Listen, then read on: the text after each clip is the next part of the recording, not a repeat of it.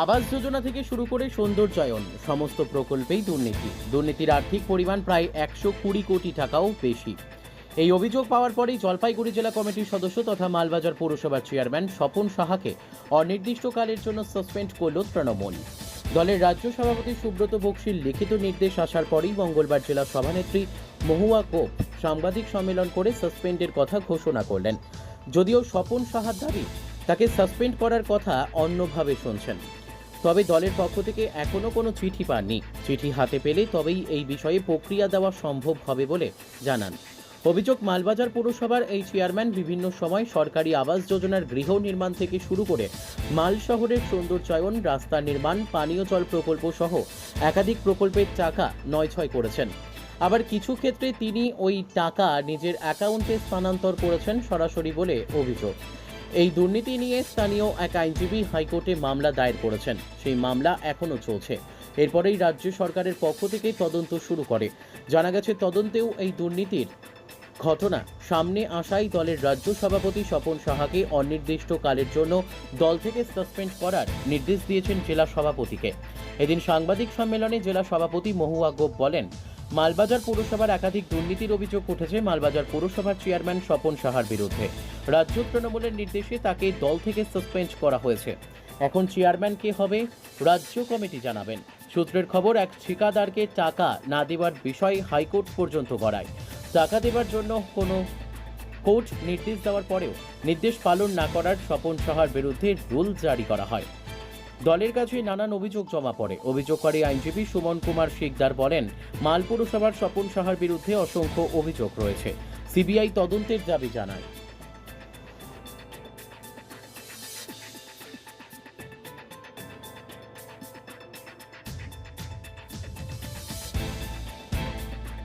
কংগ্রেসের রাজ্য কমিটির সিদ্ধান্ত এবং মাননীয় রাজ্য সভাপতি সুব্রত বক্সির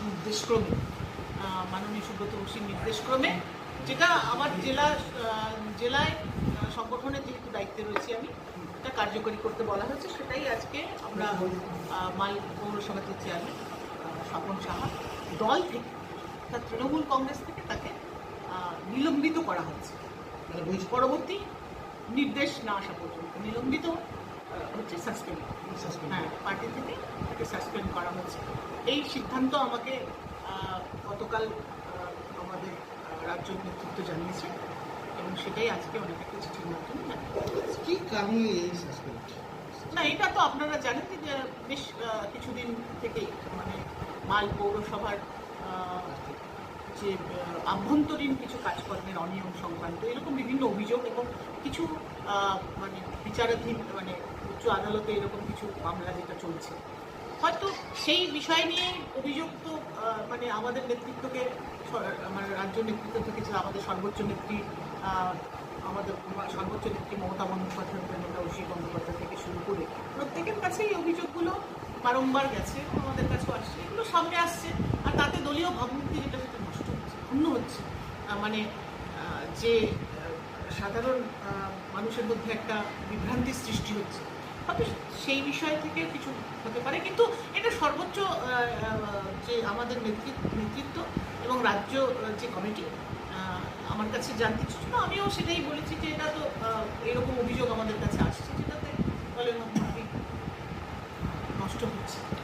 তো সেখান থেকে এই সিদ্ধান্ত যে আজকে সেটাকেই কার্যকরী করা হোক, ওনাকে জানিয়ে দেওয়া হয়েছে চিঠি করে যে এখন তিনি এই সাসপেন্ড দলীয় যে কর্মসূচি এবং কার্যকলাপ থেকে বিরত থাকবেন। এবং তার জায়গায় এখন কে দায়িত্ব সামলাবে? একটা বড় কি দায়িত্ব? চেয়ারম্যান তো মানে প্রশাসনিক ব্যাপার। আমাকে দল নির্দেশ দিয়েছে, আমার রাজ্য সভাপতি যা নির্দেশ দিয়েছে সেটাকে কার্যকরী করেছে আমি সংগঠন থেকে, আমার দলের সভাপতি দল থেকে বহিষ্কার, কিন্তু তাহলে দল থেকে সাসপেন্ড করা হলো। এবার ওটা সেটা প্রশাসনিক বিষয়, সেটা আমাদের রাজ্য নেতৃত্ব বা আমাদের রাজ্য প্রশাসন বা যা কিছু তারাই দেখবেন।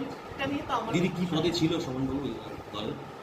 দেখুন, এমনিতে মানে আমাদের দলের গঠনতন্ত্র অনুযায়ী যেটা মানে কমিটিগুলো হয়, সেখানে জেলা কমিটিতে আমাদের পৌরসভার চেয়ারম্যানরা অন্তর্ভুক্ত থাকেন। উনি সেই হিসাবেই আমন্ত্রিত সদস্য হিসেবেই পৌরসভার চেয়ারম্যান হিসেবে জেলা কমিটিতে ছিলেন। কবে থেকে অভিযোগটা আসছিল? জেলা কমিটি থেকে তাকে বের করে দেওয়া না। মানে সাসপেন্ড করা উনি হয়। উনি দল থেকে।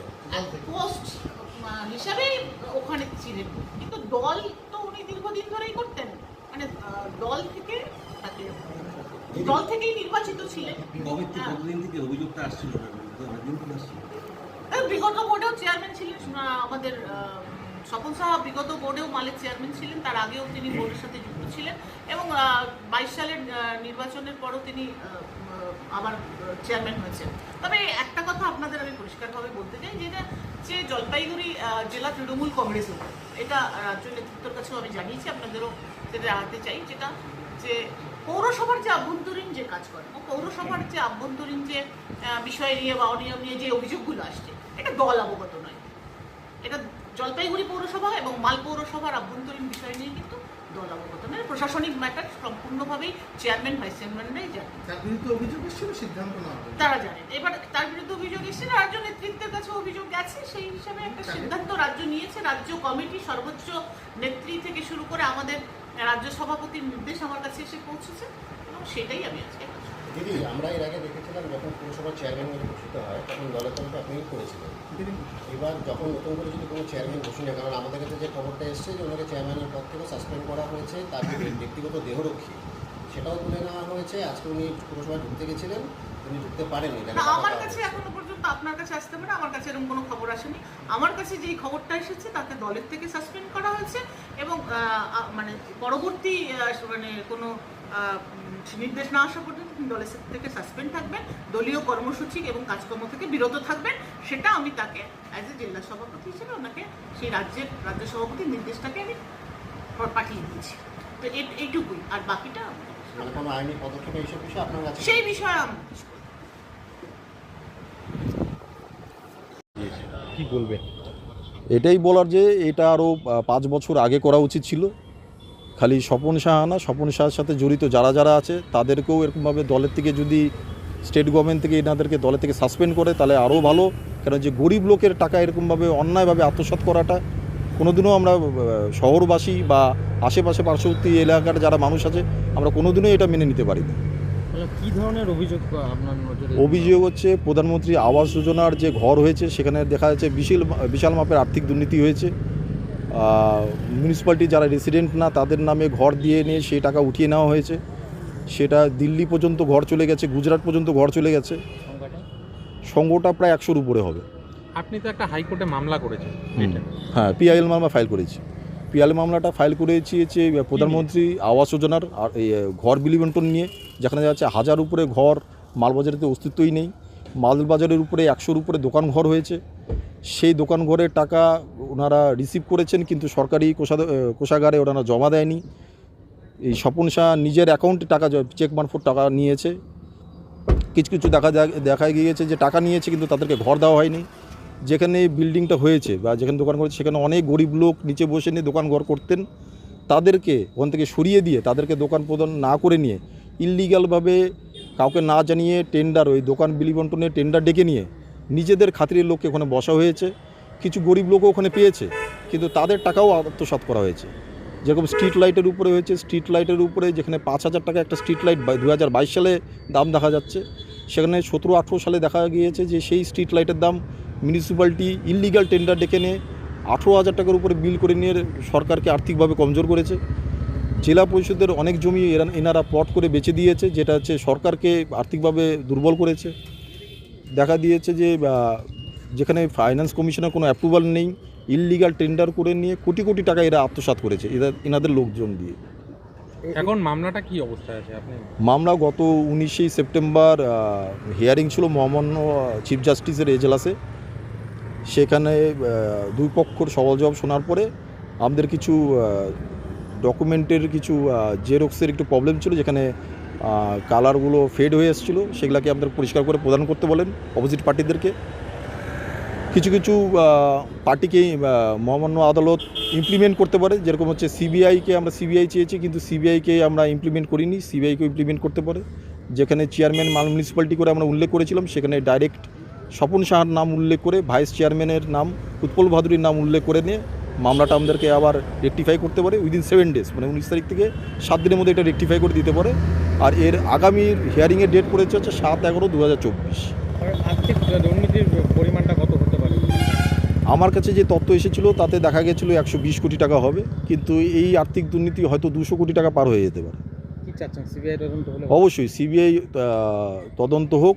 খালি এই স্বপন সাহার সাথে যারা আরও জড়িত আছে তাদের সবাইকে কাস্টাডিতে নিয়ে তাদেরকে জেরা করা উচিত। আর এই আর্থিক এই যে সরকারে গরিব লোকের টাকা মেরে সরকারকে দুর্বল করে এরা যে টাকাটা নিয়েছেন, সেই টাকাটা কোথায় কোথায় এরা ইনভেস্ট করেছে, কোথায় কোথায় রেখেছে, সেই টাকাটাও বের করে নেওয়া উচিত। দল থেকে তো আজকে বহিষ্কার করেছেন, হ্যাঁ, খবর পেলাম আমি। এটা নিয়ে কি বলবেন?